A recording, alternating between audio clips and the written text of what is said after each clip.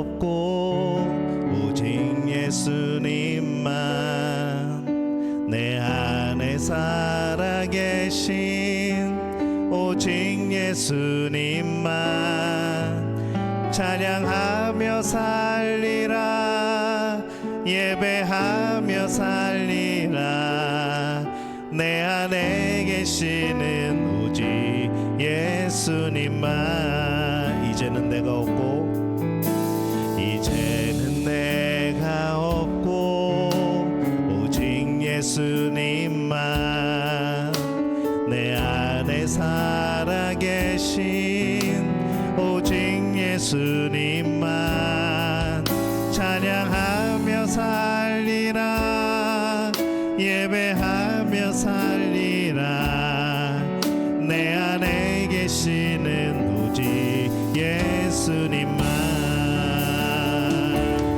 주님은 나의 아바 아버지 내 상한 영혼 만지시고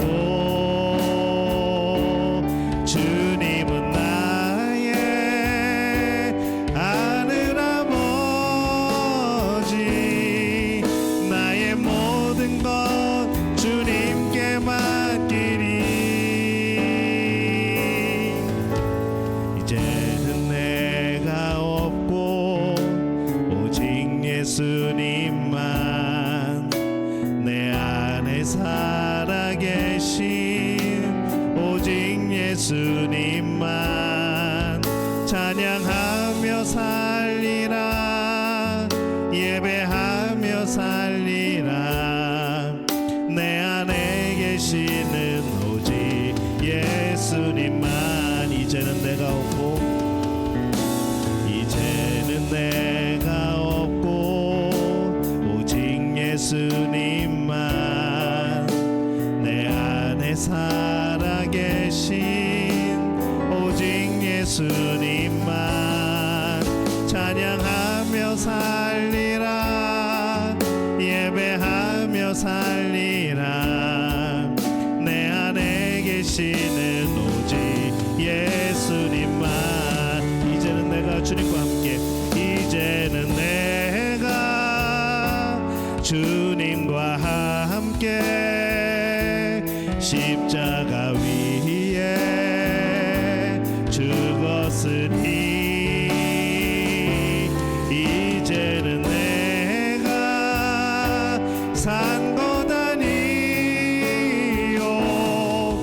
내 안에 주님이 사신 것이라 이제는 내가 없고 오직 예수님만 내 안에 살아계신 오직 예수님만 찬양하며 살리라 예배하며 살리라 내 안에 계시는 오직 예수님만 내 안에 계시는 오직 예수님만 자, 우리 함께 나누실 말씀 신약성경 사도행전 15장 1절에서 11절까지의 말씀 우리 함께 보겠습니다. 자, 우리 한 목소리로 함께 봉독합니다. 어떤 사람들이 유대로부터 내려와서 형제들을 가르치되 너희가 모세의 법대로 할례를 받지 아니하면 능히 구원을 받지 못하리라 하니 바울 및 바나바와 그들 사이에 적지 아니한 다툼과 변론이 일어난지라 형제들이 이 문제에 대하여 바울과 바나바와 및 그 중에 몇 사람을 예루살렘에 있는 사도와 장로들에게 보내기로 작정하니라. 그들이 교회의 전송을 받고 베니게와 사마리아로 다니며 이방인들이 주께 돌아온 일을 말하며 형제들을 다 기쁘게 하더라. 예루살렘에 이르러 교회와 사도와 장로들에게 영접을 받고 하나님이 자기들과 함께 계셔 행하신 모든 일을 말하며 바리새파 중에 어떤 믿는 사람들이 일어나 말하되 이방인에게 할례를 행하고 모세의 율법을 지키라 명하는 것이 마땅하다 하니라. 사도와 장로들이 이 일을 의논하러 모여 많은 변론이 있은 후에 베드로가 일어나 말하되, 형제들아, 너희도 알거니와 하나님이 이방인들로 내 입에서 복음의 말씀을 들어 믿게 하시려고 오래전부터 너희 가운데서 나를 택하시고 또 마음을 아시는 하나님이 우리에게와 같이 그들에게도 성령을 주어 증언하게 하시고 믿음으로 그들의 마음을 깨끗하게 하사 그들이나 우리나 차별하지 아니하셨느니라. 그런데 지금 너희가 어찌하여 하나님을 시험하여 우리 조상과 우리도 능히 매지 못하던 멍에를 제자들의 목에 두려느냐. 그러나 우리는 그들이 우리와 동일하게 주 예수의 은혜로 구원받는 줄을 믿노라 하니라. 아멘. 하나님의 은혜가 오늘 이 밤에 기도의 자리로 나온 우리 믿음의 가족들을 축복하며 또 환영합니다. 오늘 복음의 행진, 오직 예수를 믿는 믿음으로 우리 오늘 제목을 가지고 함께 사도행전 말씀을 나눠보려고 합니다. 이 초대교회 역사를 보면은 이 교회에 끊임없이 밀려오는 안팎의 시험들이 있었습니다. 또 그들이 그런 문제들을 다 잘 대처하여 나가는 것을 또 발견할 수 있죠. 내적으로 충만해지면 밖으로부터의 핍박, 그런 시험들이 찾아옵니다. 또 밖으로 양적인 성장을 하게 되면은 또 내적으로 또 문제가 발생하고 또 분열이 되어지죠. 그래서 언제나 잘 나갈 때 조심해야 됩니다. 한번 따라해 볼까요? 잘 나갈 때 조심하자. 예, 정말 잘 나갈 때 조심해야 됩니다. 성공했을 때 조심해야 되고, 뭔가 잘 나갈 때 늘 하나님 앞에 매달려야 되고, 또 내가 잘 되었을 때 그때 또 겸손해야 되는 것이죠. 사도행전 6장에 보면 이 교회에서 구제 문제로 내부에 헬라파 유대인과 히브리파 유대인 사이에 이제 분쟁이 납니다. 그래서 교회가 분열될 수 있는 그런 첫 번째 시험이 나타났는데, 그러나 이 돕는 집사들을 선정함으로 인해서 또 슬기롭게 그런 문제들을 잘 헤쳐나갑니다. 이제 복음이 사마리아뿐만 아니라 이방인에게도 직접 전파가 되어서 이제 그 복음이 땅끝까지 이르게 된 거죠. 이런 시점에서 이 새롭게 예수님을 믿는 이방인들이, 그 신자들이 유대인 신자들과 구원에 대한 교리 논쟁이 벌어집니다. 그래서 이 사건도 자칫 잘못하면은 교회가 유대 교회와 이방인 교회로 나눠질 수 있는 그런 상황이 되어진 것이죠. 이렇게 교회가 부흥하여 이 선교의 털을 한 단계 넓혀갈 때마다 사도행전을 보면은 계속 새로운 문제들에 봉착하게 되어집니다. 그래서 이 문제를 해결하기 위하여서 교회의 역사상 최초의 공동회의가 열립니다. 그것이 바로 우리가 알고 있는 예루살렘 공회라는 것이죠. 예루살렘에서 이제 회의가 벌어집니다. 이 처음의 교회에서, 그 교회 회의에서 오늘날의 교단의 그런 총회, 회의, 또 그런 어떤 각종 모임, 이제 그런 것들을 찾아볼 수가 있는 것이죠. 그래서 우리 교단들이 모여가지고 총회를 한다는 것, 그다음에 이 교회들이 모여서 회의를 한다는 것은요, 굉장히 사실은 중요한 일입니다. 그 안에서 여러 가지 이단에 대한 대처가 나오고, 또 오래된 그런 법들에 대한 수정이 이루어지고, 진리를 지켜나가고 복음을 지켜나가는 일에 그 회의가 사실 필요한 겁니다.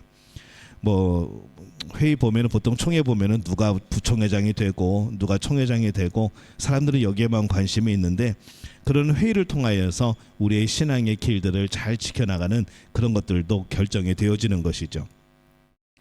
그래서 이 최초의 회의, 예루살렘 공회, 예루살렘 회의가 어떤 의미를 가지는가, 오늘 그것을 한번 살펴보려고 합니다. 먼저 이 예루살렘 공회는요, 문제를 푸는 회의였습니다. 요즘 교회에서 회의를 하는 것이 겁난다는 말들을 많이 듣습니다. 왜냐하면 회의를 하면은 문제가 풀려야 되는데, 회의를 하면은 문제가 생기는 것이죠. 그래서 목사님들이 자주 하는 농담이, 회의를 많이 하니까 자꾸 회의가 생긴다고, 이제 그런 분들이 있습니다. 당회의 날짜가 다가오면은 왠지 어디론가 도망가고 싶고, 그래서 당회를 시작하기 전에 그 전날 좀 푹 쉬고 어디 가서 바람도 좀 쐬고 그러고 오시는 분들도 있고, 당회가 끝나고 그 다음 날은 무조건 여행을 떠나는 분들도 있고, 이제 그런 목사님들이 있습니다. 그만큼 이 당회라는 것이 힘들게 느껴지는 그런 목사님들이 많은 것이죠. 또 교회에서 회의를 여러 가지를 하게 될 때에 그 회의에 우리가 문제를 풀어나가는 방법들을 제시하고 뭔가 비전을 제시하고 이런 회의가 돼야 되는데, 뭘 하자고 그러면은 안 된다고만 합니다. 이건 이래서 안 되고 저건 저래서 안 되고 그건 옛날에 해봤는데 안 됐고, 이러면은 이제 회의를 할 필요가 없어지는 거죠.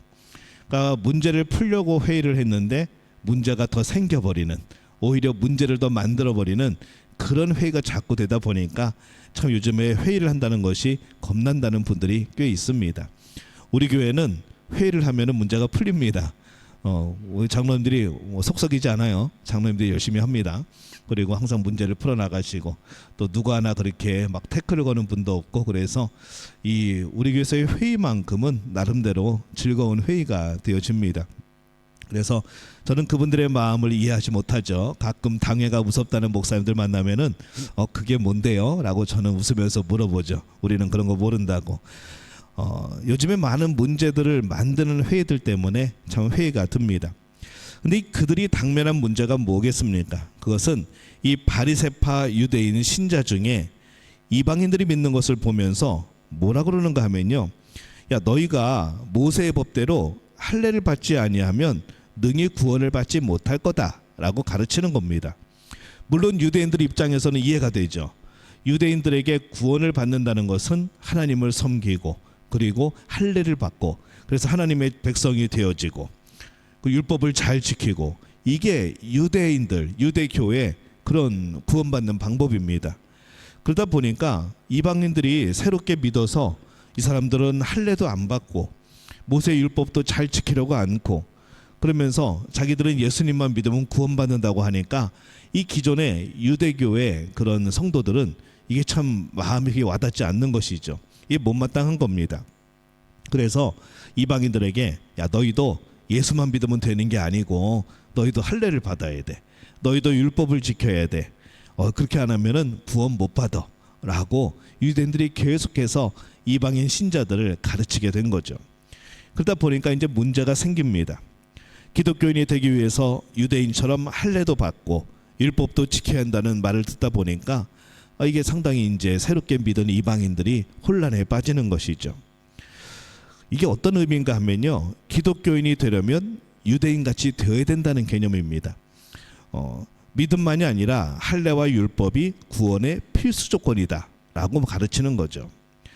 그래서 이 기독교인이 되려면 유대인처럼 귀화를 해야 되는 것이냐, 이런 중대한 문제가 제기가 됩니다. 이것은 구원을 얻기 위하여서 예수님을 믿는 것 외에 뭐가 또 필요한가, 이런 기독교의 핵심을 다루는 문제가 되었던 것이죠. 구원론에 대한 아주 중요한 그런 문제입니다. 그래서 이 안디옥 교회의 바리새파 유대인과 바울과 바나바 사이에 심각한 논쟁이 벌어집니다. 그래서 이 안디옥 교회는 이 문제를 해결하기 위해서 예루살렘 교회, 그러니까 예루살렘 교회가 본부입니다. 기독교가 처음 시작된 초대교회 본부, 그 예루살렘 교회입니다. 그래서 이 예루살렘 교회에 바나바와 바울을 보내서 의견을 구하기로 한 거죠. 그러면 이 예수님의 제자들이 있는 예루살렘 교회에 가서 이 일에 대해서 예루살렘 교회는 어떻게 생각하고 있는지, 누가 옳다고 판정을 내려주는지 한번 가봅시다, 이렇게 된 거죠. 그래서 이것은 예루살렘 교회와 사도들의 리더십을 인정하는 그런 안디옥 교회의 신뢰와 겸손의 태도도 볼 수 있습니다. 우리도 그렇습니다. 우리가 기독교 대한 성결교회, 우린 자카르타 믿음 교회입니다. 원래 이제 공식 조직의 명칭으로 하면은 기독교 대한 성결교회 동남아 지칼 지방의 자카르타 믿음교회, 그렇게 우리는 불러지죠. 우리 교단이 있고 기독교 대한 성결교회가 있고 또 지역별로 나누는 지방회가 있고, 우리가 그 지방회 안에 동남아 지칼 지방회에 속해져 있는 그런 성결교회라는 뜻입니다. 총회에서 헌법을 만들면은 우리는 그걸 지켜야 하죠. 지방회에서 행정 처리를 해주는 대로 우리는 거기를 따르는 겁니다. 우리가 하고 싶다고 마음대로 하는 게 아니죠. 우리가 직분을 주어도 그냥 무조건 직분 주는 거 아닙니다. 나이가 그 정도 됐으니까 우리 안수 집사 줍시다. 나이가 그 정도 됐으니까 오래 믿었으니까 장로 줍시다.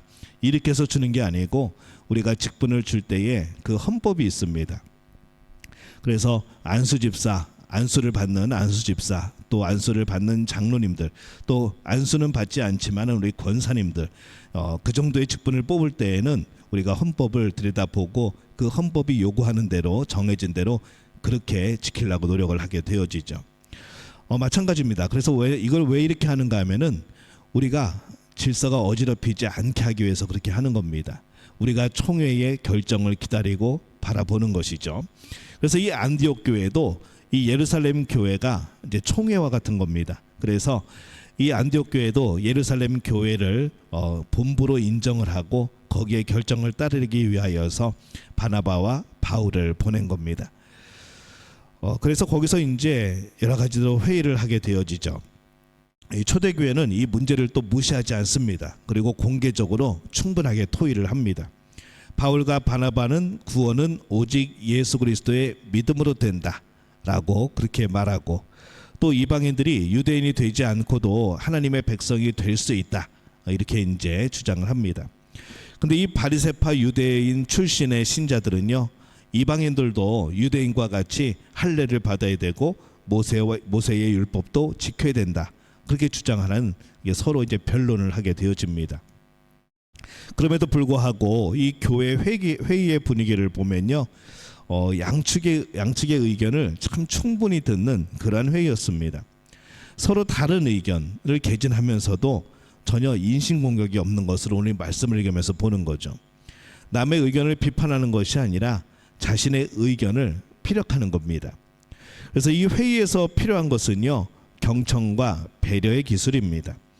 처음 교회 회의는 근본적으로 서로를 배려하려는 그런 모습들이 깔려 있는 거죠. 배척하는 게 아닙니다.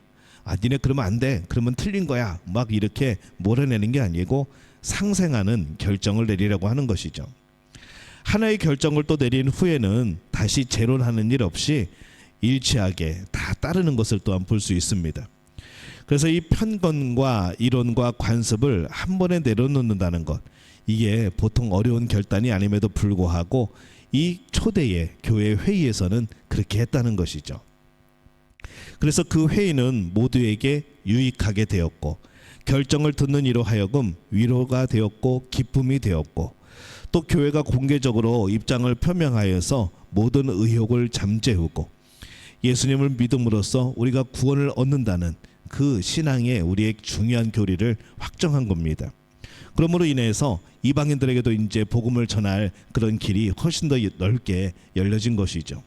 야, 우리가 율법도 지켜야 돼, 할례도 받아야 돼.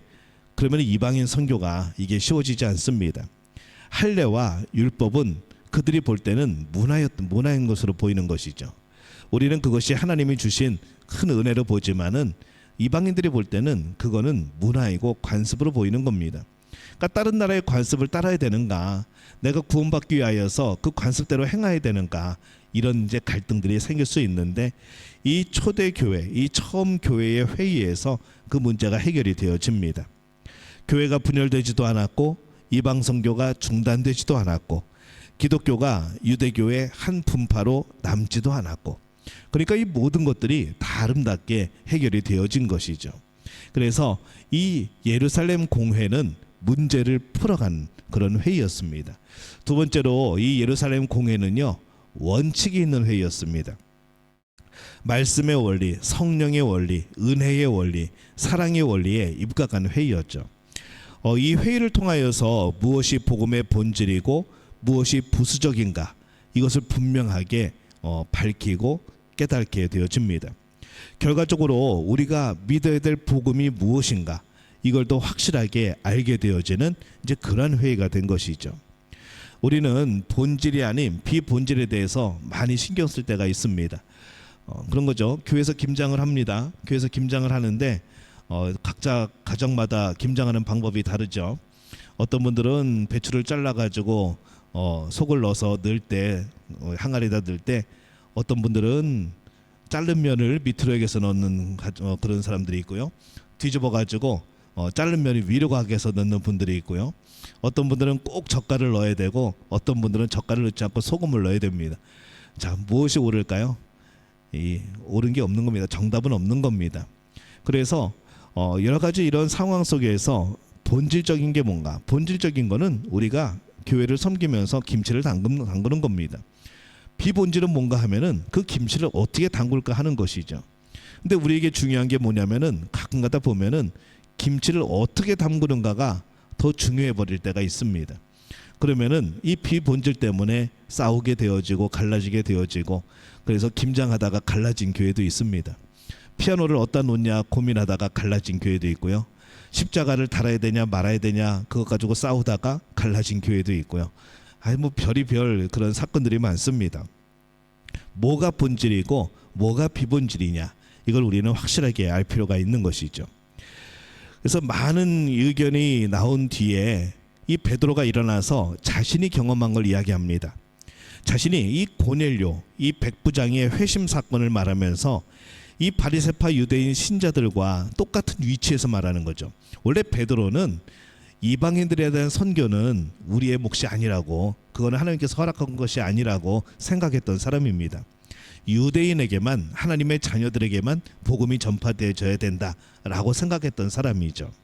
근데 그가 이 이방인이었던 고넬료, 이 백부장 고넬료를 만나고 또 그가 회심을 한 사건을 보면서, 아니 하나님이 이방인들에게도 길을 여셨구나, 구원의 문을 여셨구나라는 것을 그가 깨닫게 되어집니다.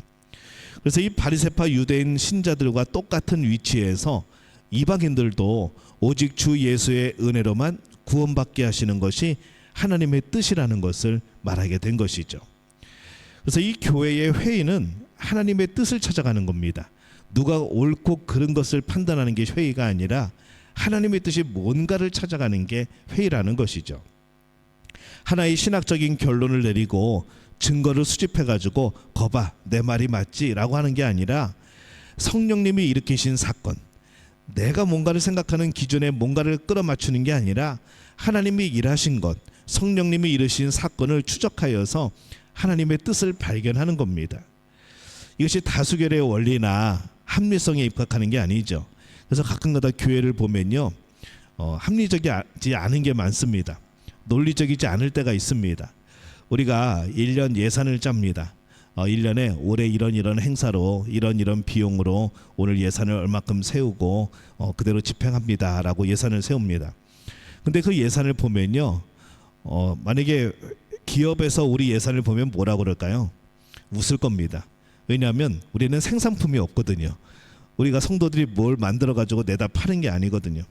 그러니까 올해 이만큼 생산을 하면은 얼마큼 수익이 생기고, 그 수익에다가 우리가 써야 되는 지출을 맞춰서 0이 되게 하는 것, 그러면 올해 살림 잘했다라고 말할 수 있겠죠. 근데 우리는 아무것도 생산하는 게 없습니다. 우리가 뭘 만들어내는 제품이 없는 것이죠. 왜냐면 우리는 회사가 아니거든요. 그러면은 우리가 수입 쪽에서는요 없습니다. 여러분의 헌금이 답니다. 여러분이 내는 하나님 앞에 드리는 헌금으로 운영이 되어지는 거죠. 근데 날마다 예산을 조금씩 늘려갑니다. 이 회사에서 볼 때는 황당한 거죠. 이런 사람들이 어딨냐 싶은 겁니다.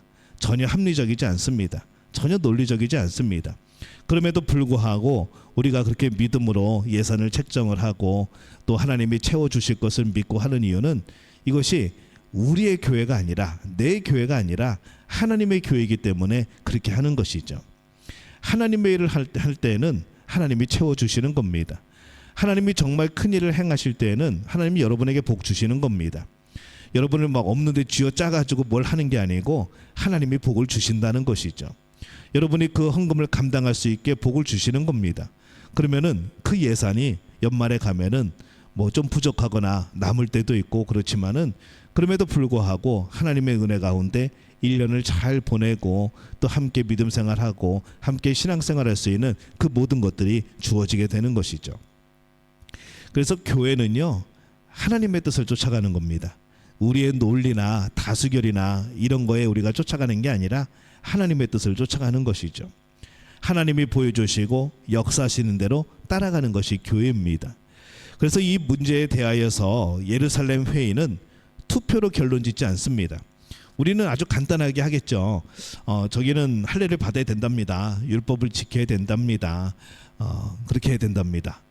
근데 이쪽은 할례를 받지 않고 율법도 둘째 문제고 예수 그리스도를 믿음으로 구원받는다고 그럽니다. 자, 우리 어떻게 할까요? 자, 우리 자기가 생각하는데 옳다는 대로 한번 손들어 보세요. 자, 우리 바리새파 쪽에 원하시는 분 한번 손들어 보세요. 1명, 2명, 3명.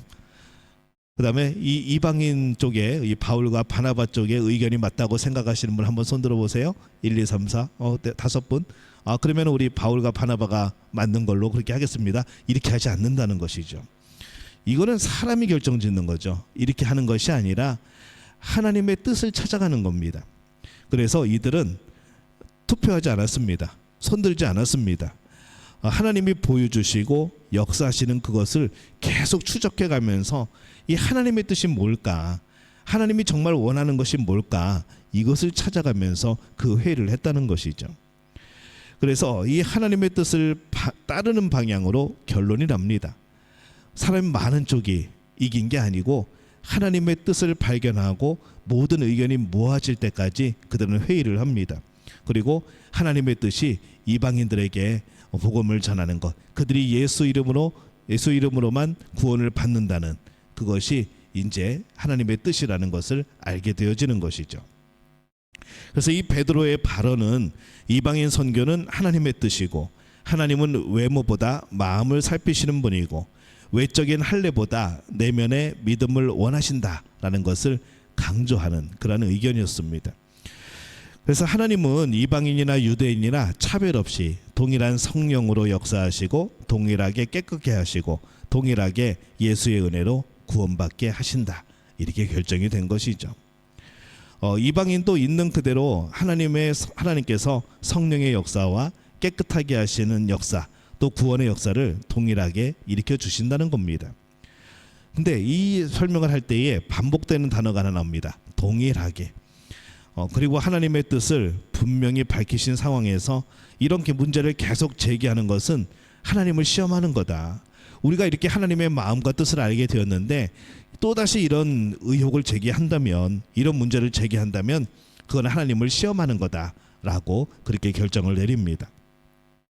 그러니까 이 얘기가 뭔가 하면요, 이렇게 회의를 했음에도 불구하고 하나님의 뜻이 무엇인지 알았음에도 불구하고 또 이 얘기를 꺼낸다는 것은요, 예수님이 십자가에서 나를 위해 못 박혀 돌아가신 것이 그걸로 불충분하다는 의견이 돼버리는 것이죠.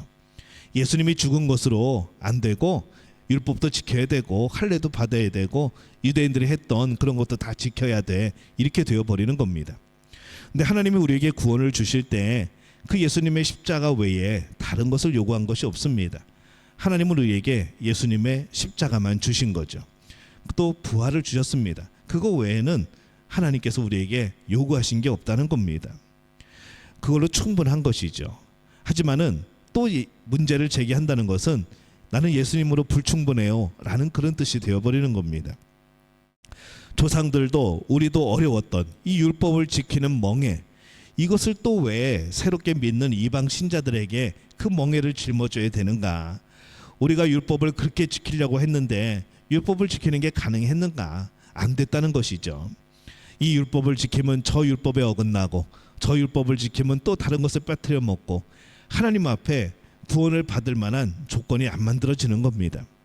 그것을 아시는 하나님이 예수 그리스도를 보내셔서 우리의 모든 죄를 짊어지고 십자가에 죽으신 거죠. 그래서 이것을 믿지 않으면, 이 하나님의 이 사랑을 믿지 않는다고 한다면은 그러면 예수님만으로 부족하다는 것이냐, 이렇게 되어버린다는 겁니다. 그래서 유대 신자와 이방 신자 간에 유대감을 하면서 너희는 동일한 은혜를 받았다, 너희들은 동일하게 예수 이름으로 구원을 얻는다, 그렇게 결정을 내린 것이죠. 하나님은 차별하지 않는다라는 말씀도 했습니다. 우리에게는 근본적으로 같은 것이 있습니다. 다른 것 가운데도 일치되는 공감대를 찾아가는 노력이 여기서 나오는 것이죠. 우리는 전부 다 다릅니다. 성격도 다르고 생각하는 것도 다르고 뭐 다 다릅니다.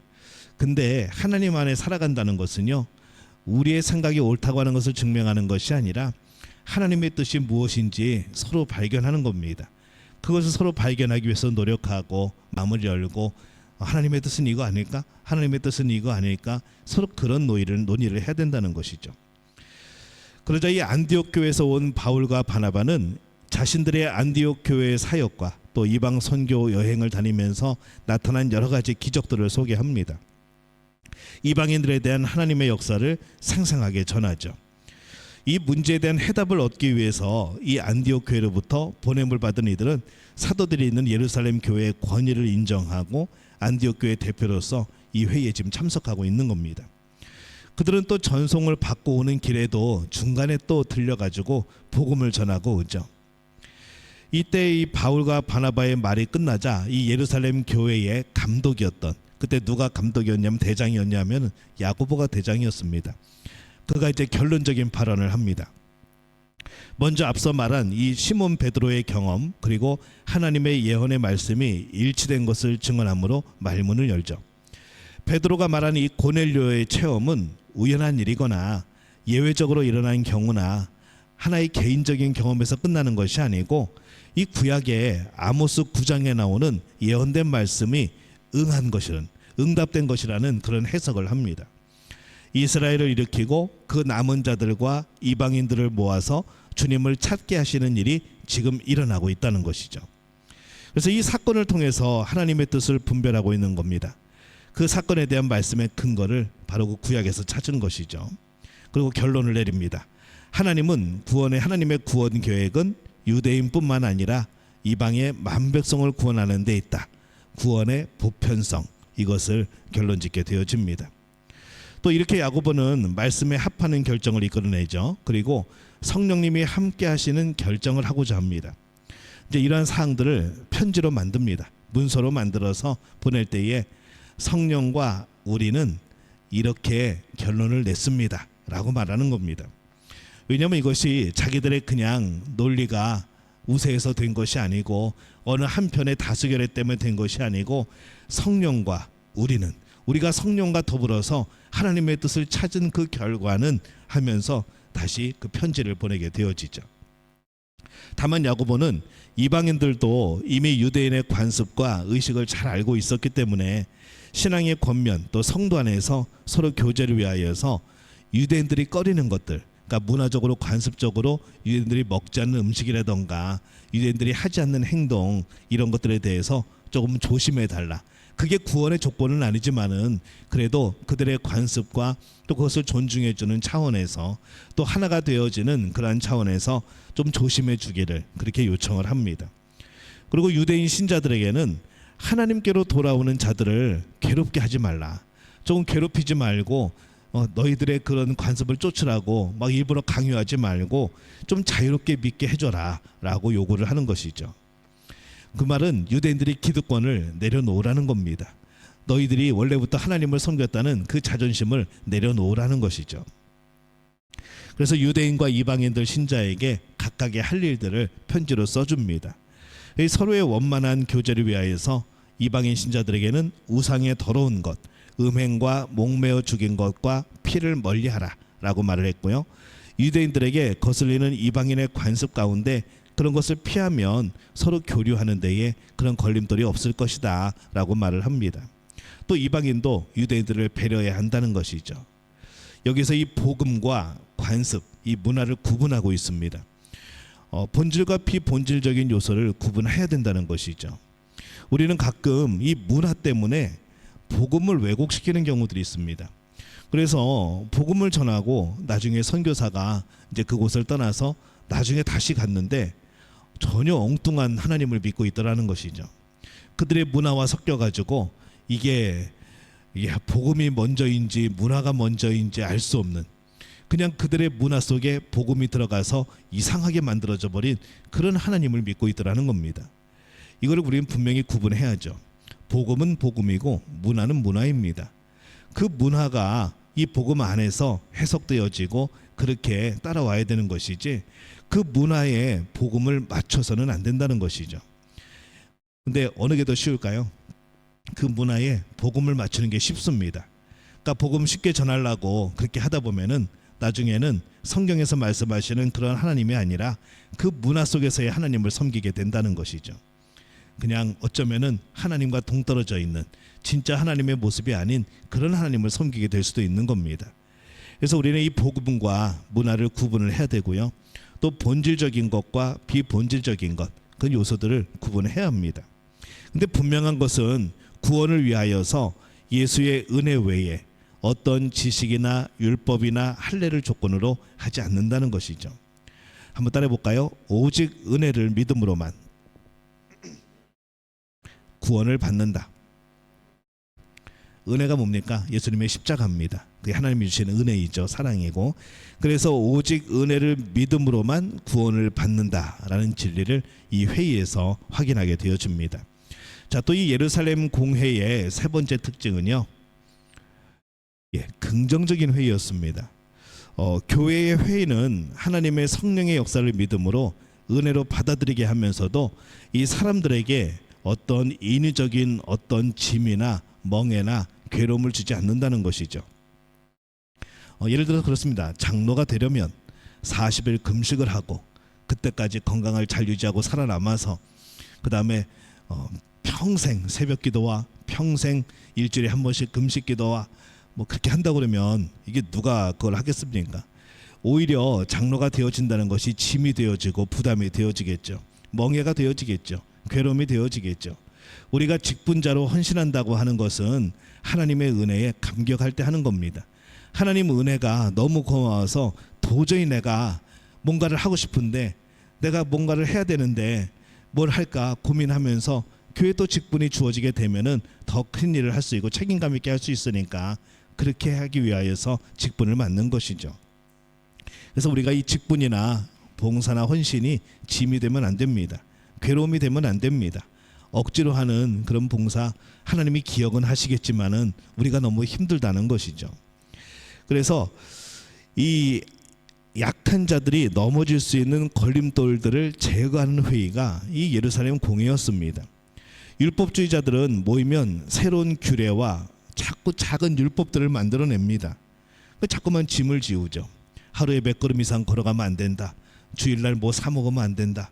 이게 뭘 주일날 일을 해서도 안 되고 뭘 들어서도 안 되고 뭐 이런 급기야는 옛날 농담 같은 이야기에 냉장고 코드가 빠졌는데 그걸 자기가 끼는 게 일이 되어서 옆집 사람을 불러가지고 옆집 사람을 시켰다는 그런 얘기까지 있는 거죠. 자기들이 자꾸 이런 것들을 만들어냅니다. 그런 짐들을 지우지 말라는 거죠. 이런 어려움을 잘 아는 저들이라 이 베드로는 야 자기들도 그렇게 지키기 어려운 거를 왜 이제 믿기 시작한 이방인들에게 자꾸 지우려고 하느냐. 그거는 하나님을 시험하는 일이다 라고 말했던 거죠. 회의에서 발언한 베드로 또 바나바, 바울, 야고보 모두 유대인이었습니다. 그렇지만은 이방인을 배려하는 발언을 하였고 그런 결정을 찾아가죠. 진취적이고 미래를 향하여서 나아가는 그러한 결론을 냅니다. 이방인들이 함께 생명의 은혜와 구원을 받는 것을 보고 못마땅하게 여기면서 무엇인가 텃세를 부리려고 유대인들이 그랬던 것이죠.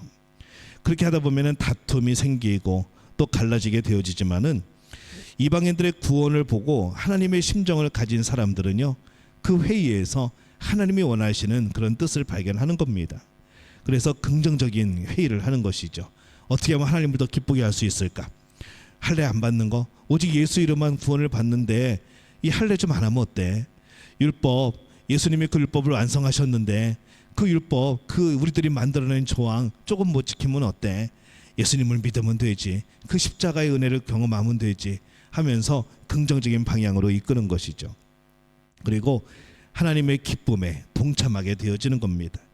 그래서 교회가 함께 기뻐하는 가운데 문제가 오히려 유익이 되어지고 앞으로 이방 선교에 큰 장을 열게 되어지고 성령의 역사가 계속해서 나타나게 되어지는 것이죠.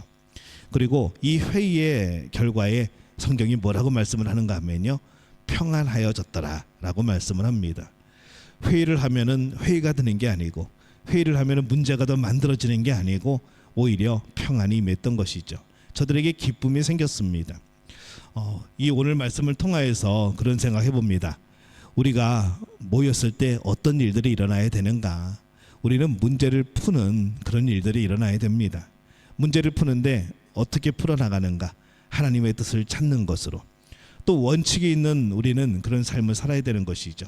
하나님의 마음 그 뜻, 또 하나님이 원하시는 본질적인 것, 그것에 원칙을 두고 우리는 살아가고 또 그렇게 행해야 됩니다. 또 우리가 긍정적인 그런 결론을 내려야죠. 함께 기뻐할 수 있고 함께 평안할 수 있는 것. 누군가는 기쁜데 누군가는 슬퍼해야 되고, 누군가는 평안한데 누군가는 불편해야 되고, 이런 것이 아니라 참 긍정적인, 모두가 하나님 안에서 용납하고 인정하고 나를 낮추고 그런 모임이 되어야 되는 겁니다. 저는 우리 믿음교회가 그렇게 되기를 바랍니다. 그런 마음으로 살아가고, 또 하나님의 뜻과 그 마음을 아는 그 일에 우리의 모든 삶을 쏟는 복된 우리 믿음의 가족들이 되어지시기를 예수님의 이름으로 축원합니다.